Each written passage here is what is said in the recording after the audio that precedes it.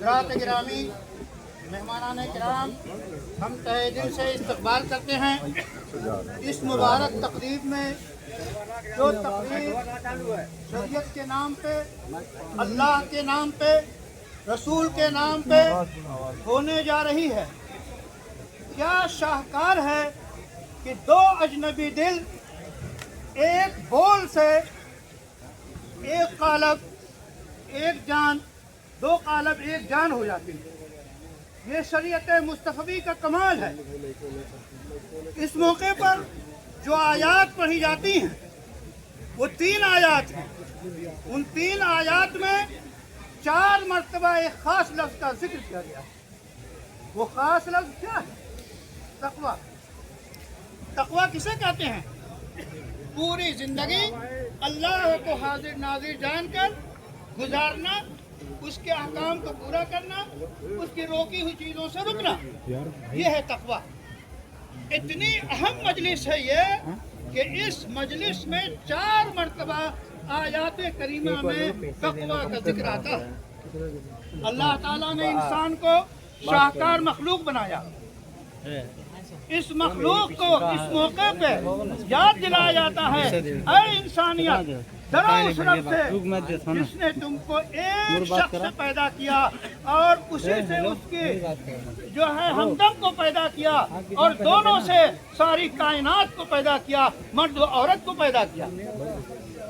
حضرات گرامی، یہ بہت واضح چیز ہے کہ اسلام میں نکاح کا، شادی کا ایسا جامع، کامل، ترقی یافتہ تصور ہے کہ اور کہیں نہیں ملتا۔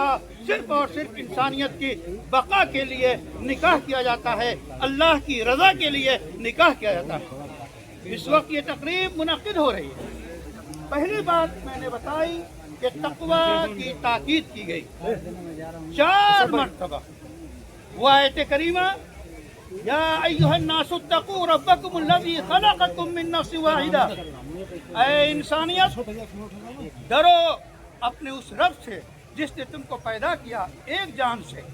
اس وقت آپ کی تخلیق کا ذکر کیا جا رہا ہے کہ آپ اپنے بارے میں غور کریں کہ کتنے شاہکار آپ ہیں، کیسے اللہ نے آپ کو بنایا۔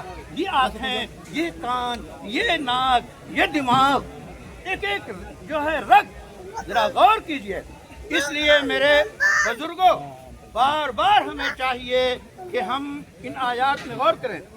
دوسری آیت میں بتایا گیا، اے لوگو، ڈرو جیسے سے اللہ کی ڈرنے کا حق ہے، اور زندگی بھر اللہ سے ڈرتے رہو جہاں تک کہ موت آئے۔ اور بتایا گیا، اے لوگو، اللہ سے ڈرو، اے ایمان والو، اللہ سے ڈرو اور سچے بول بولو، قولوا قولا سدیدا۔ اس محفل میں یہ میثاق لینا، دونوں ہاتھوں کو تھام کے کہ ہم میثاق لیتے ہیں، عہد کرتے ہیں کہ زندگی بھر سچ بولیں گے۔ میاں بیوی جب سچ بولیں گے تو ان کی زندگی کامیاب رہے گی، کامرام رہے گی، گلزار رہے گی، خوشگوار رہے گی۔ یہ تو وہ آیات ہیں، ان کا ترجمہ اور مطلب ہے۔ رسول اکرم صلی اللہ علیہ وسلم نے اس موقع پہ کئی احادیث پڑھی ہیں۔ آپ نے فرمایا، اعظم النکاح برکہ ایسرہ مؤونہ، سب سے بابرکت نکاح وہ ہے جس میں سب سے کم اخراجات آئے ہیں۔ حضرات گرامی، نوجوانوں، اس وقت ہندوستان میں آپ شادی اس انداز میں کیجئے کہ گھر آباد ہو، اور وہ سارے الزامات جو آپ کے اوپر لگائے جاتے ہیں اپنے عمل سے سچ کیجئے کہ ہم محبت کرتے ہیں اللہ سے، ہم محبت کرتے ہیں محمد سے، ہم محبت کرتے ہیں شریعت سے، ہم محبت کے مطابق جو ہے نکاح کرتے ہیں، اور عداوت اور بغض سے ہم دور رہتے ہیں۔ پورے ملک کو، پورے عالم کو ہم پیام محبت اس تقریر سے شیئر کرتے ہیں، بانٹتے ہیں۔ الحمدللہ نحمده ونستعینه ونستغفره ونعوذ باللہ من شرور انفسنا ومن سیئات اعمالنا، من يهده الله فلا مضل له ومن يضلل فلا هادي له، ونشهد ان لا اله الا الله وحده لا شريك له، ونشهد ان سيدنا وسندنا ومولانا محمدا عبده ورسوله۔ إن الله يوصيكم بتقوى. أعوذ بالله من الشيطان الرجيم.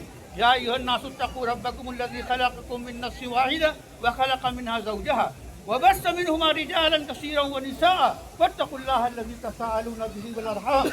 ويقول سبحانه وتعالى يا أيها الذين آمنوا اتقوا الله حق تقاته ولا تموتن إلا وأنتم مسلمون.